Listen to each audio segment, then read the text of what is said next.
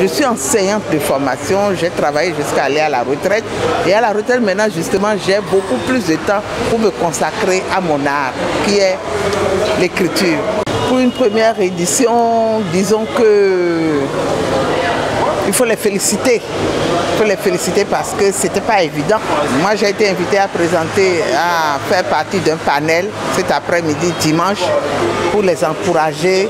Malgré que le dimanche est réservé pour le repos, je me suis dit qu'il fallait que je vienne pour échanger avec l'assistance, pour parler de l'économie et du financement du livre. Et ça a été une très belle présentation. Les gens ont beaucoup posé des questions. C'était important pour la chaîne du livre. J'ai un nouveau programme au Bénin en classe de 5e. Yemi ou le miracle de l'amour, édition du Flamboyant.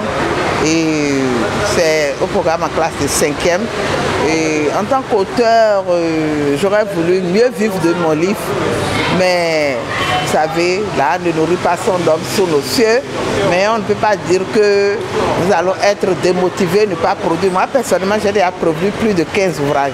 Depuis l'an 2000, j'ai présenté mes 2 premiers ouvrages. J'ai publié mes 2 premiers ouvrages. J'ai déjà publié plus de 15 ouvrages. Donc, c'est une passion. Il faut aimer.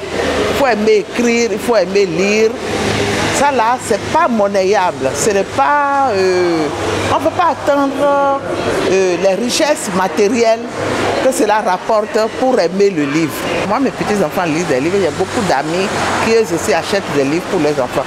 Donc, il faut que s'il y a eu une rupture par rapport à la lecture concernant les générations passées, il faut que de plus en plus nous essayons d'intéresser les jeunes générations à la lecture parce que le monde est dans les livres. Il faut que les enfants soient curieux du monde, de connaître le monde.